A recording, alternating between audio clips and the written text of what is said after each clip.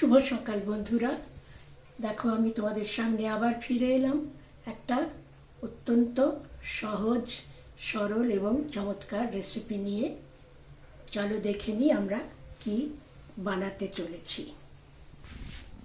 এখানে দেখো আমি একটা মাঝারি সাইজের বেগুনকে ছোট ছোট ডুমো ডুমো করে কেটে লবণ, চিনি এবং হলুদ, লঙ্কা গুঁড়ো দিয়ে বেশ আধ ঘন্টা মতন ম্যারিনেট করে রেখেছি।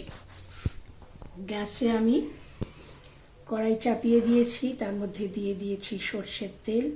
সব থেকে আগে আমি এই বেগুন কটা ভেজে তুলব।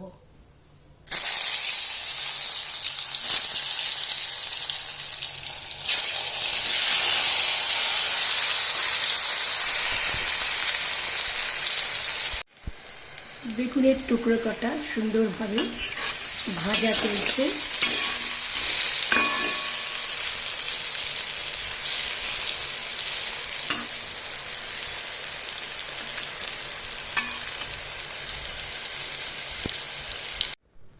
বেগুনের টুকরো কটা ভাজা হয়ে গেছে, আমি সুন্দরভাবে তুলে নিয়েছি। এখানে তেলটা একটু কমে গেছে, দিয়ে দেবো সামান্য একটু তেল।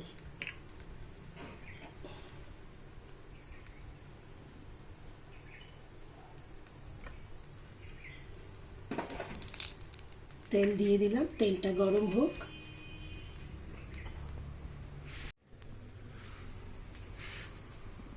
বন্ধুরা, এখানে আমি নিয়ে নিয়েছি 5 ফোড়ন আর হিং। তেলটা গরম হলে হিং 5 ফোড়নটা ছড়িয়ে দেব। বন্ধুরা, এখানে তোমরা দেখতে পাচ্ছ আমি মিক্সির জারের মধ্যে নিয়ে নিয়েছি 2 চায়ের চামচ সাদা সর্ষে এবং 1 চায়ের চামচ কালো সর্ষে। আমি এটা গরম জলে ভিজিয়ে রেখেছিলাম এবং এটা আমি 1 চিমটি লবণ এবং 2টো কাঁচা লঙ্কা দিয়ে এটা আমি পেস্ট করে নিয়েছি এবং এর মধ্যে আমি দিয়েছি আধখানা টমেটো টুকরো করে।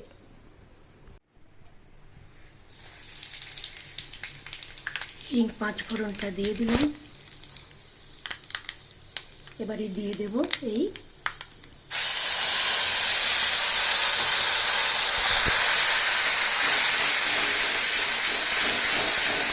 বেটে রাখা সর্ষে এবং টমেটো কাঁচা লঙ্কা সহ।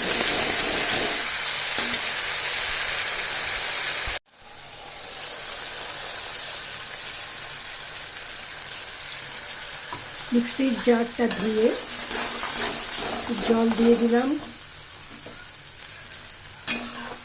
এতে এখনো কোনো মশলা পড়েনি। এই পর্যায়ে আমি সবকটা মশলা একে একে দিয়ে দেব।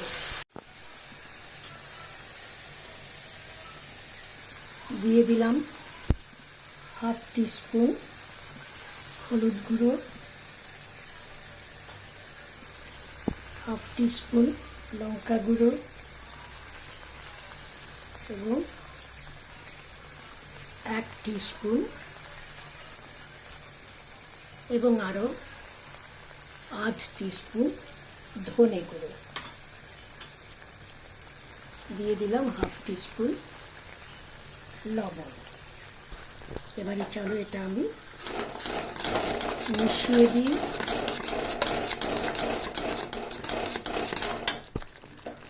গ্যাসটা একটু বাড়িয়ে দিলাম।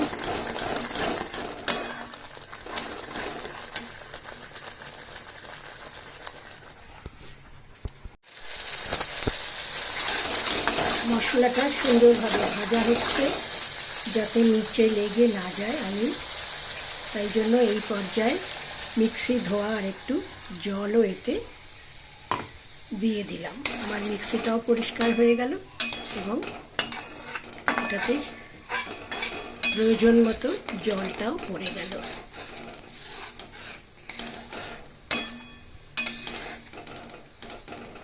এবারে একটু এটা ফুটে উঠুক।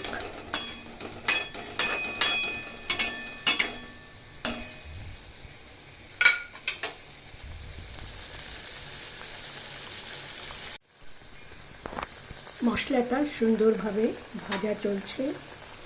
এই পর্যায়ে আমি দিয়ে দেব এই ভেজে রাখা বেগুনের টুকরো কটা। এই রান্নাটা হতে খুবই অল্প সময় লাগে, সব তৈরি থাকলে 10 থেকে 15 মিনিটের মধ্যে রান্নাটা নিভে যায়।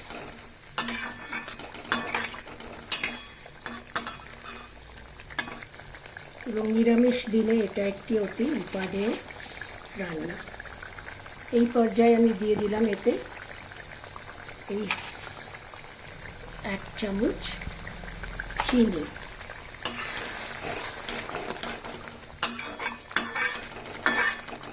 এবার যেটা করব আমরা চাইলে শুধুমাত্র এই বেগুন, সর্ষে বেগুনও খেতে পারি, কিন্তু আমি এটাকে আরেকটু বাড়িয়ে দেবার জন্য এর মান আমি এতে দেব কয়েকটি পনিরের টুকরো। আমি এই পর্যায়ে দিয়ে দিলাম আমার এই কেটে রাখা 150 গ্রাম মতো পনির। পনিরটা চাইলে তোমরা ঘরেও বানিয়ে নিতে পারো, কিন্তু আমার কাছে বাজারের পনির রাখা ছিল, আমি তাই সেইটারই ব্যবহার করলাম।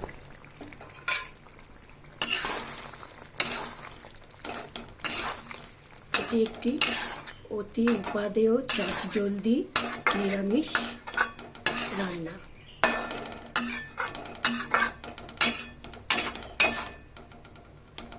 তোমরা নিরামিষের দিনেও খেতে পারো, আবার লোকজন এলে বাড়িতে খাওয়া দাওয়া হলে অ্যাজ এ নিরামিষ একটা ডিশ সেভাবেও তোমরা বানাতে পারো। খেতে অত্যন্ত সুস্বাদু হয়।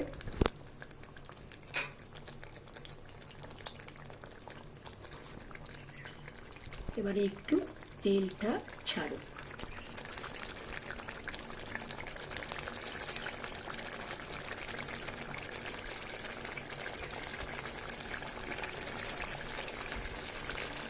এই পর্যায়ে আমি দিয়ে দেব 1 চামচ মতন কাঁচা সরষের তেল।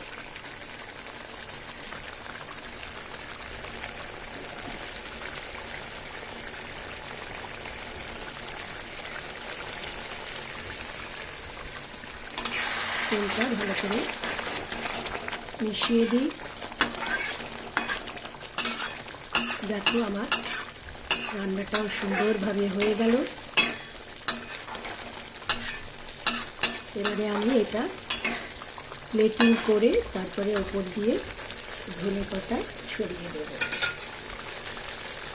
এই পর্যায়ে আমি গ্যাসটা বন্ধ করে দিলাম। 1 মিনিট মতন এটা স্ট্যান্ডিং টাইমে থাকুক, তারপরে আমি প্লেটিং করে আবার তোমাদের সামনে ফিরে আসছি। বন্ধুরা দেখো, প্লেটিং করে আমি তোমাদের সামনে আবার চলে এলাম। তোমরা দেখতে পাচ্ছ আমার এই সর্ষে পনিরটা সুন্দরভাবে একদম সেট হয়ে গেছে, এবং এর ওপর দিয়ে আমি ধনেপাতা খাবার আগেই সার্ভ করব। এখন আমি দিচ্ছি না, কারণ কি ধনেপাতাটা এর মধ্যে, ধনেপাতার গন্ধটা যতটা বেশি থাকে ততটাই ভালো লাগে। তাহলে বন্ধুরা, তোমাদের কার কেমন লাগলো তোমরা প্লিজ আমায় কমেন্টে জানিও।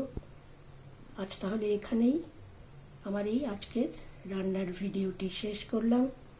আবার দেখা হবে তোমাদের সঙ্গে আগামী দিনে নতুন কোনো রান্নার ভিডিও নিয়ে।